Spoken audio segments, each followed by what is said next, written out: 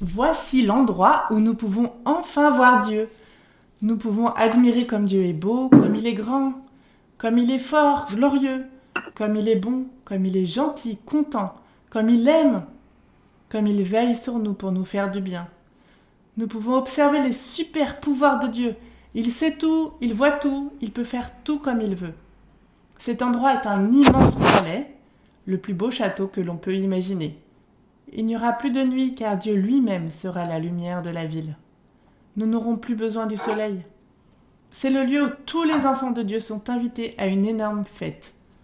Tous ceux qui le veulent pourront venir à cette fête. Ils pourront venir admirer Dieu, voir les plus belles choses qui soient et manger les meilleurs repas du monde. L'arbre de la vie est l'arbre de la guérison. Si on en mange un fruit, on peut guérir de toutes les maladies. Si on boit de l'eau de la vie, on n'a plus jamais soif.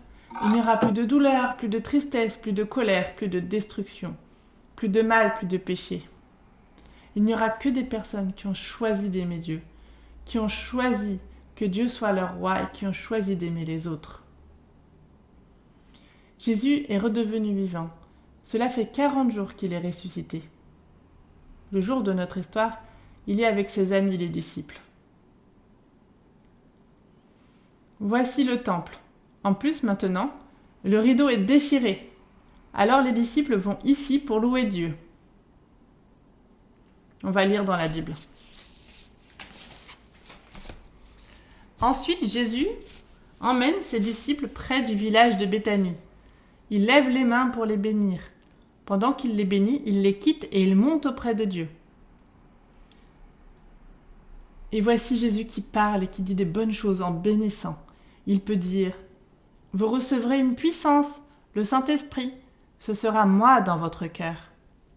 Vous m'êtes cher, je vous aime, personne ne peut vous aimer plus que moi, car j'ai donné ma vie pour vous, je vous aime plus haut que la plus haute étoile du monde. Je prie pour vous. Je remercie mon Père qu'il vous ait donné à moi pour l'éternité. Vous êtes mes enfants, parce que vous me connaissez. Je vais vous transformer à mon image. Mon Père, qui a commencé à vous faire du bien, vous fera du bien tous les jours de votre vie. Vous êtes heureux de tout ce que je suis pour vous. Je vous donne ma joie. Ma joie est complète. Je m'occupe de vous depuis toujours et pour toujours. Je suis avec vous tous les jours jusqu'à la fin du monde. Et les disciples adorent Jésus. Jésus, tu es mon Dieu pour toujours. Tout à coup, 2 anges apparaissent. Ils leur disent « Vous restez là, à regarder le ciel, mais pourquoi ? Jésus vous a quitté pour aller vers le ciel. Et il reviendra de la même façon que vous l'avez vu aller dans le ciel. »